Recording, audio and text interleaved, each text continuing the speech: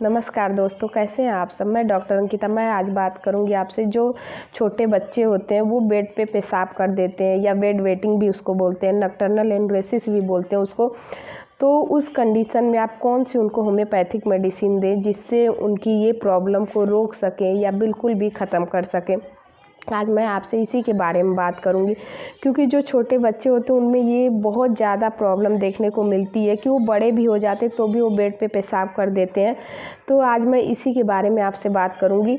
और जो ये चीज़ मतलब कभी कभी हम बड़ों में भी देखते हैं, जैसे जो लोग बुज़ुर्ग होते हैं उनको भी पता नहीं चलता और बेड पे वो पेशाब कर देते हैं। तो ये चीज़ जो होता है ना, जो बड़े होते हैं ना, उनका जो यूरिनरी ब्लैडर होता है वो उनके कंट्रोल में होता है, वो पूरा फुल डेवलप हो जाता है।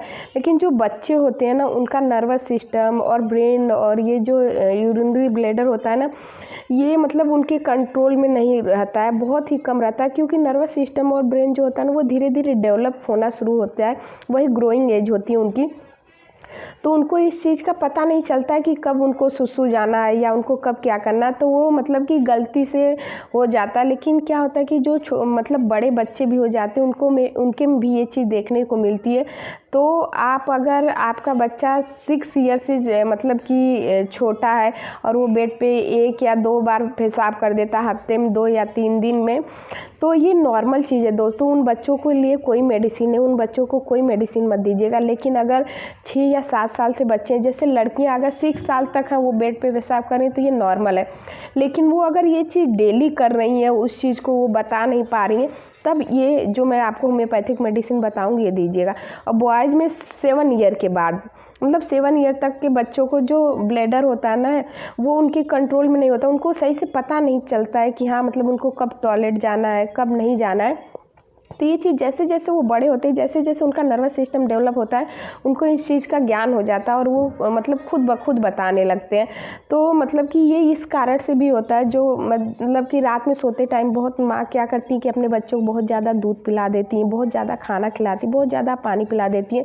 तो उसकी वजह से भी जो बच्चा है ना वो मतलब कि सोते टाइम बहुत ही जल्दी बेड पे सुसु कर देता है, उसको पता नहीं चलता है। तो इस और जो मतलब कि बच्चे मतलब छोटे तो उनको चॉकलेट वगैरह तो पसंद होता ही। तो छोटे बच्चों को ना हमें चॉकलेट और मतलब कि कॉफ़ी वगैरह कम देनी चाहिए, इसकी वजह से भी ये प्रॉब्लम देखने को मिलती है।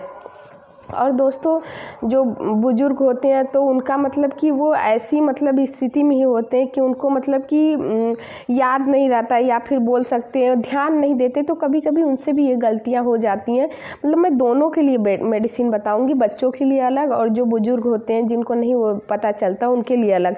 जैसे जो बड़े बच्चे हो गए 13 साल 14 साल 15 साल, उनको भी इस चीज़ का ज्ञान नहीं हो पा रहा है कि कब मुझे सुसु जाना है कब नहीं जाना, और रात में वो बेड पे ही कर देते हैं। तो उस कंडीशन में आप मैं जो ये होम्योपैथिक मेडिसिन बताऊंगी वो बच्चों को देंगी, उस बच्चे को देंगी, तो धीरे धीरे अपने आप इस चीज़ की जो ये आदत पड़ी है वो धीरे धीरे अपने आप छोड़ देगा और वो खुद ब खुद आप खुद देखेंगे कि वो बताने लगेगा। दोस्तों अब मैं आपको होम्योपैथिक मेडिसिन बताऊंगी कि कौन सी बच्चे को देनी है और कौन सी बड़े को देनी है। तो सबसे पहले जो बच्चे को देनी है, यहाँ मैं पिक्चर भी लगा देती हूँ, आप लोग इसमें देख लीजिए। जो बच्चे को देनी हुई है यूनिकाइंड देनी है, ये मामा नेचर्स की आएगी।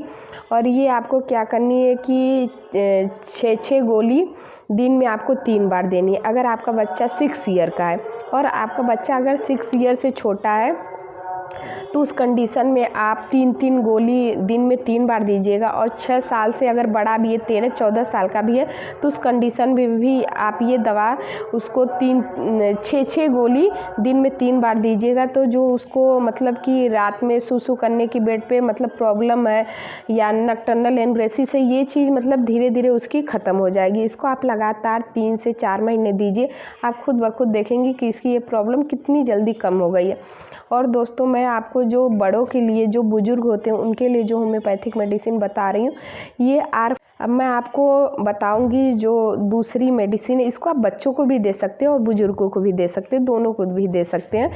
लेकिन वो वाली जो मेडिसिन मैं बताई वो सिर्फ़ और सिर्फ बच्चों को ही देना है। ये दोनों को दे सकते हैं। ये R74 है। इसको मतलब जो बुज़ुर्ग होते हैं जिनको पता नहीं चलता बेड पे उनको टॉयलेट हो जाता है, उस कंडीशन में ये मेडिसिन जो है उनको दीजिए। आप क्या करिए, आधा कप गुनगुना पानी ले लीजिए या उससे कम थोड़ा सा कर लीजिए, उसमें इसका 10 से 15 बूंद आप डाल के उनको दिन में कम से कम इसको 2 बार दीजिए, सुबह शाम। हो सके या तो 3 बार दीजिए। अगर उनको ये ज़्यादा प्रॉब्लम है, वो मतलब कि डेली कर रहे हैं, अगर उनका कभी कभार हो रहा है तो आप सिर्फ और सिर्फ 2 बार दीजिए। अगर जो बुजुर्ग है वो डेली उनको बेड पे सुसु आ जाए तो आप इनको 10 से 15 बूंद डालिए और दिन में 3 बार इनको दीजिए इस मतलब दवा को। और जो बच्चा है अगर वो डेली कर रहा है मतलब रात में पेशाब, तो उसको भी क्या करिए, आप सिर्फ और सिर्फ 2 टाइम दीजिएगा इसको। 8 से 10 बूंद गुनगुने पानी, आधा कप का पानी ले लीजिए गुनगुना और उसमें डाल के बच्चे को दे दीजिए। जो इसकी ये प्रॉब्लम है ना, आप खुद देखेंगे कि धीरे धीरे वो एकदम ख़त्म हो जाएगी। लेकिन आप इसको 2 से 3 महीने लगातार करिए और वो धीरे धीरे इस चीज़ को बिल्कुल भी छोड़ देगा। आपको बताने लगेगा जब भी आपको सुसु आएगी या फिर जब भी उसका मतलब मन करेगा, वो खुद ब खुद जाके कर लेगा। अगर बच्चा आपका 10 साल से बड़ा है, 12, 13, 14 साल, जितने साल का भी, 8 से 10 ही बूंद आप। दोस्तों आज के लिए बस इतना ही। मिलती हूँ आपसे नेक्स्ट वीडियो में, तब तक के लिए थैंक यू सो मच।